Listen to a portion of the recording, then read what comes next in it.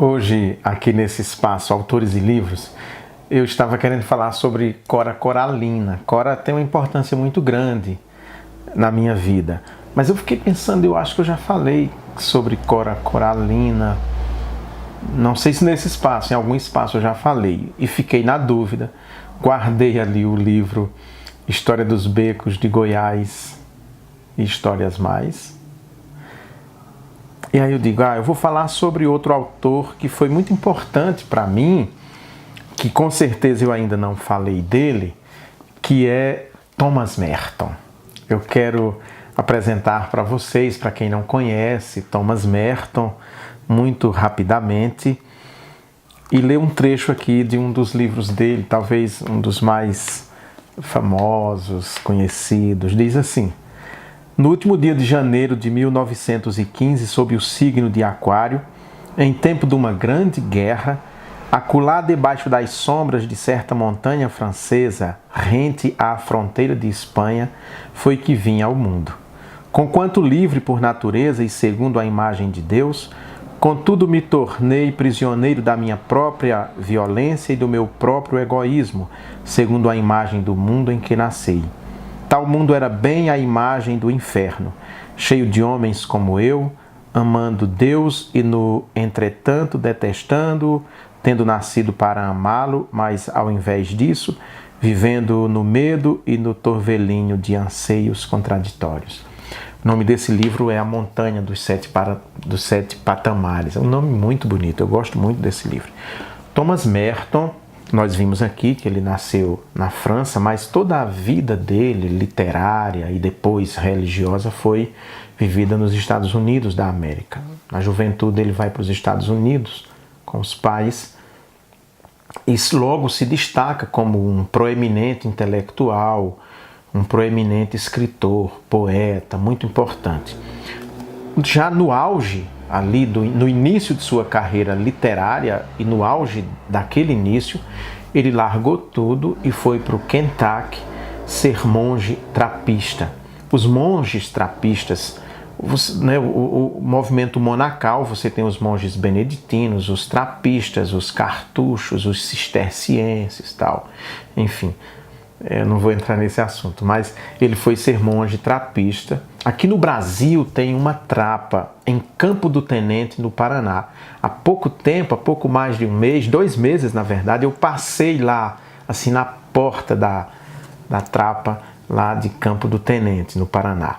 Enfim, ele foi ser monge trapista e naquele momento ele chocou de certa forma pelo menos parte da sociedade estadunidense, das pessoas que já o conheciam, as mulheres. Thomas Merton era um cara bonitão, intelectual, então as moças eram loucas por ele. Ele deixou tudo, foi ser monge e a partir daí constrói então toda a sua carreira literária voltada para a questão religiosa. Esse livro, especialmente A Montanha dos Sete Patamares, é a autobiografia dele. Ele escreve a sua autobiografia nesse livro aqui, conta toda a vida dele, toda essa mudança entre França e Estados Unidos, o momento decisivo de deixar tudo e ingressar na vida monástica.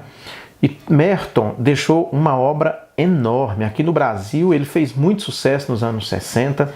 Ele morreu no encontro ecumênico que estava sendo organizado na Ásia. Ele morreu eletrocutado. Ele fez uma palestra em Bangkok, se eu não me engano, e depois da palestra, na hora do almoço, ele foi descansar, foi ligar um ventilador da General Electric e aí teve um choque e morreu eletrocutado. Foi um choque enorme. Naquele encontro, para vocês terem uma ideia, nesse encontro ao qual eu me refiro, já com líderes religiosos do mundo inteiro, quem participara daquele encontro com Merton era esse Dalai Lama, famoso, que a gente vê aí, midiático. Já está velhinho, né? Mas era bem conhecido alguns anos atrás. O Dalai Lama estava naquele encontro com Thomas Merton. Merton dialogava com grupos religiosos, independentemente de sua origem. Ele era aberto ao diálogo. Era consciente de sua fé cristã. Ele era um crente era um monge, mas crente em Jesus Cristo, mas isso não o impedia de manter diálogo com outros grupos religiosos. Era então uma pessoa fascinante.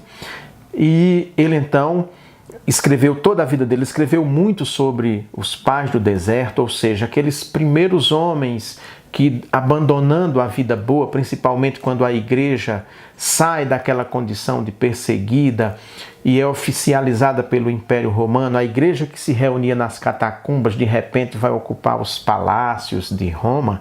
Um grupo que não concordava com aquilo foi viver no deserto, abandonou tudo e foi viver no deserto. E há muitos escritos daqueles pais do deserto ou padres do deserto, né? Os primeiros da vida monacal, da vida cenobítica. Interessante, eu vejo o movimento reformador de Lutero, de Calvino, muito na linha desse grupo que queria e sempre quis uma igreja verdadeira, uma igreja que vivesse a radicalidade do Evangelho de Jesus Cristo, uma igreja que não se entregasse às conveniências do mundo.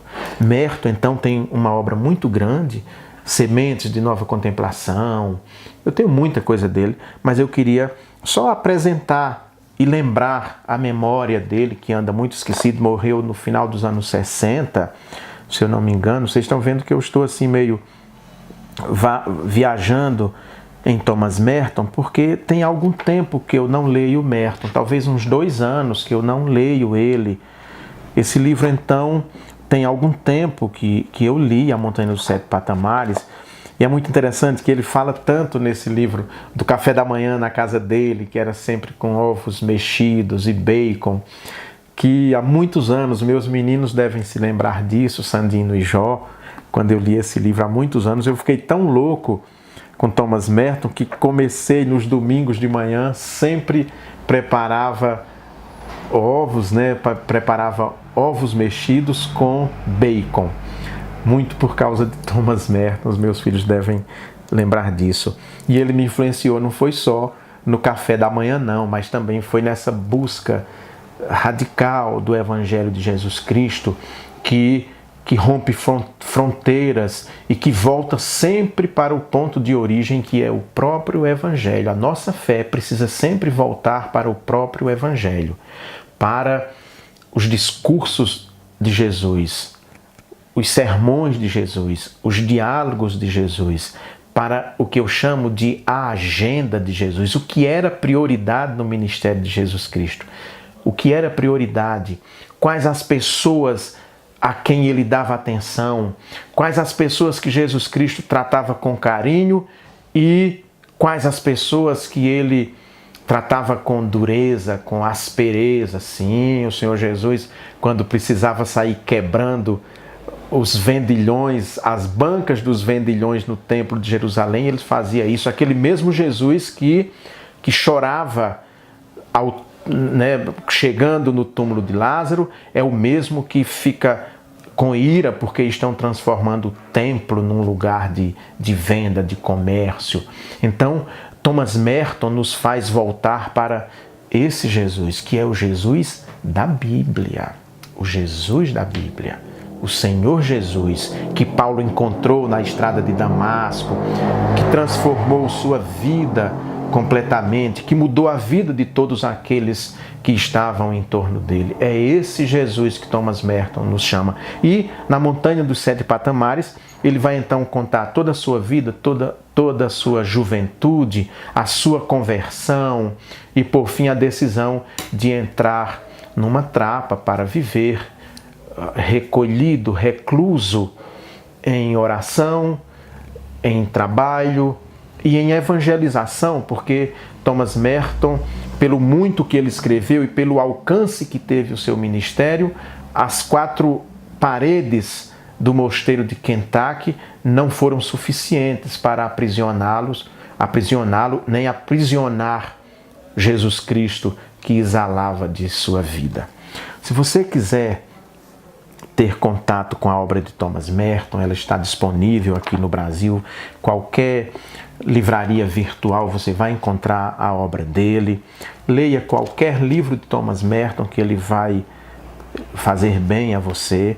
E a Montanha dos Sete Patamares com certeza vai levá-lo para um universo muito bonito, muito sincero de quem quer viver o Evangelho na sua radicalidade. Thomas Merton, a Montanha dos Sete Patamares.